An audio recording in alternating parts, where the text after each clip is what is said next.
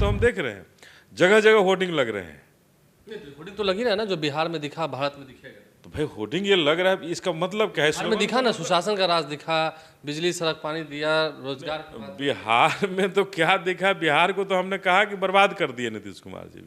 तो बिहार को बर्बाद कर दिया क्या? भारत तो बर्बाद हो रहा है, भारत को बर्बाद करने जा रहे हैं क्या? हम साफ समझ सकते हैं कि नरेंद्र मोदी को ये टक्कर नहीं दे सकते हैं, ये नहीं हो पाएगा। कुमार जी ने हर दृष्टिकोण से बिहार को पीछे छोड़ दिया है। नमस्कार, मेरा नाम आलोक है, आप लाइव स्ट्रीज देख रहे हैं। विपक्ष को एकजुट करना है, बिहार के मुख्यमंत्री नीतीश कुमार ने ये लक्ष्य रखा है और अब वो दिल्ली रवाना हो चुके हैं। देखिए, आज बिहार लेनिन बाबू जगदेव प्रसाद की शहादत दिवस है। ऐसे में जनतांत्रिक विकास पार्टी के अध्यक्ष अनिल कुमार ने उनकी प्रतिमा पर माल्यार्पण किया। जिस तस्वीरें आपको दिखा रहे हैं, इस वक्त हमारे साथ अनिल कुमार मौजूद भी हैं। तमाम तस्वीरें आपको दिखा रहे हैं।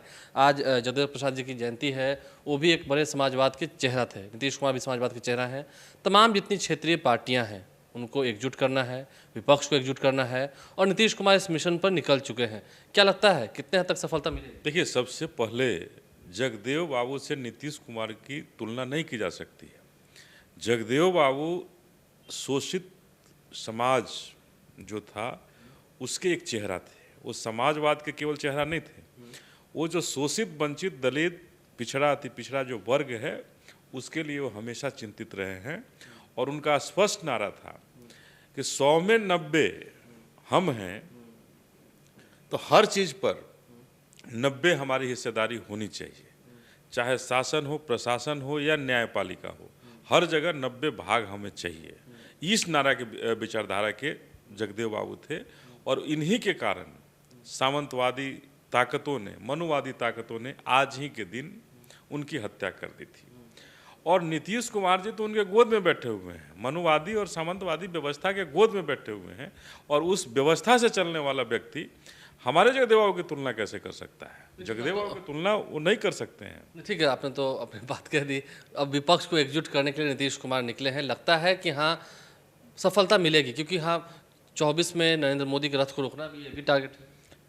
ये कौन सी विपक्ष को एक, कभी तो बिहार के विपक्ष को एक करने के लिए निकले हैं या भारत के विपक्ष को एक? विपक्ष तो एक हो ही चुका है ना। नहीं, कैसे एक हो चुका है? बहुत सारे लोग अभी अलग हैं, हमारी भी पार्टी, हम लोग अलग हैं। कभी भी नीतीश कुमार की विचारधारा से हमारी मेल नहीं खाती है, हम लोग नहीं। इसलिए ये कहना कि विपक्ष एक हो गया, नीतीश कुमार जी और जो सत्ता के सुख भोगने वाले लोग हैं वो एक हो गए हैं। और नीतीश जी तो 17 साल से सत्ता के बिहार में सुख भोग रहे हैं। इसलिए ये कहना है कि विपक्ष एक हो गया है, हम इसको नहीं मानने को तैयार हैं। तो एकजुट करने के जो निकले हैं देश के विपक्ष को, तो क्या उसमें सफलता नहीं मिल पाएगी? क्योंकि आज राहुल गांधी से भी मुलाकात होनी है। देखिए, नीतीश कुमार जी की महत्वाकांक्षा बहुत बड़ी है और इसी महत्वाकांक्षा के चलते बिहार की दुर्दशा उन्होंने बना दी है और बिहार को बदहाल बना दिया है हर दृष्टिकोण से। नीतीश कुमार जी ने कहा था कि जंगल राज, लालू जी के राज को जंगल राज इन्होंने कहा था और उस जंगल राज के नाम पर ये बिहार में शासन करने आए थे। कभी कमंडल के साथ जाते हैं, कभी लालू जी के साथ जाते हैं, और जब सब कुछ इनको बिहार को लगा कि अब हमें मिल गया और अब बिहार को हमने बर्बाद कर दिया, तो ये भारत की तरफ देख रहे हैं और जगह जगह ये कहना चाह रहे हैं कि अब हम ही उम्मीदवार हैं। नीतीश कुमार उम्मीदवार पर मैं आपको रोकूंगा, क्योंकि तेजस्वी यादव ने भी आज कहा कि उम्मीदवार नहीं होंगे। नीतीश कुमार ने भी कहा मेरी ऐसी कोई इच्छा नहीं है। जेडीयू के राष्ट्रीय अध्यक्ष ललन सिंह ने भी कार्यकारिणी की बैठक में कह दिया नीतीश कुमार प्रधानमंत्री पद के उम्मीदवार नहीं होंगे, नहीं होंगे, नहीं होंगे। फिर भी आप कह रहे हैं। देखिए, हम इसलिए कहना चाह रहे हैं कि अभी हमारे यहाँ तेलंगाना के मुख्यमंत्री आए थे बिहार में, केसीआर।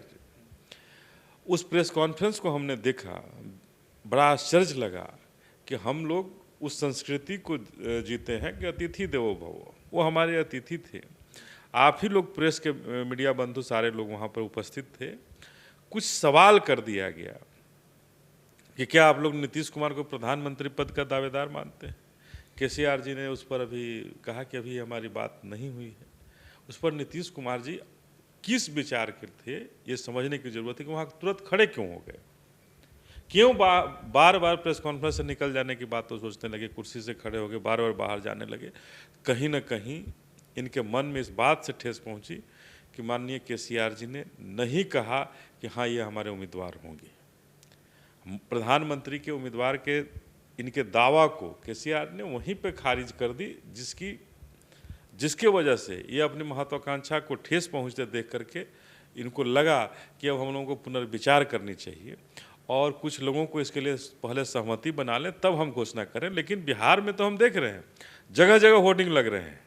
होर्डिंग तो लगी रहा है ना, जो बिहार में दिखा भारत में दिखेगा। तो भाई होर्डिंग ये लग रहा है, इसका मतलब क्या है? बिहार में दिखा ना, सुशासन का राज दिखा, बिजली सड़क पानी दिया, रोजगार की बात। बिहार में तो क्या दिखा? बिहार को तो हमने कहा कि बर्बाद कर दिए नीतीश कुमार जी। तो बिहार को बर्बाद कर दिया क्या? भारत तो बर्बाद हो रहा है, भारत को बर्बाद करने जा रहे हैं क्या? अनिल कुमार तो यही कह रहे हैं ना, मतलब हम साफ समझ सकते हैं कि नरेंद्र मोदी को ये टक्कर नहीं दे सकते हैं, ये नहीं हो पाएगा।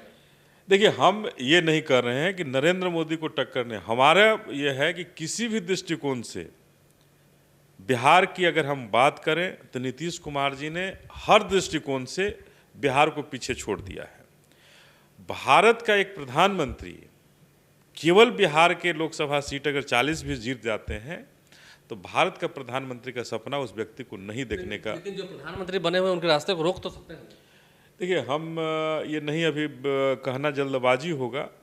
भारतीय जनता पार्टी के रास्ता को रोकने के लिए नीतीश कुमार जी कितना सक्षम होंगे, अभी तक तो उसके गोद में बैठे हुए थे, और कब उसके गोद में दोबारा बैठ जाएंगे मुझे तो संदेह है। कि जिस दिन राजद तेजस्वी जी अगर जिस दिन अपनी महत्वाकांक्षा थोड़ा सा भी बढ़ा लेंगे तो निश्चित रूप से उसी दिन फिर हो सकता है कि भारतीय जनता पार्टी के गोद में चले जाएं और अगर सीएम बनना चाहेंगे तो नीतीश कुमार फिर मना करेंगे, फिर बैक होंगे, और बैक होकर के कभी भी भारतीय जनता पार्टी की तरफ पलट सकते हैं। इसलिए ये कहना कि ये रास्ता रोक रहे हैं प्रधानमंत्री अभी वर्तमान प्रधानमंत्री नरेंद्र मोदी का, ये मैं मानने को तैयार नहीं हूँ।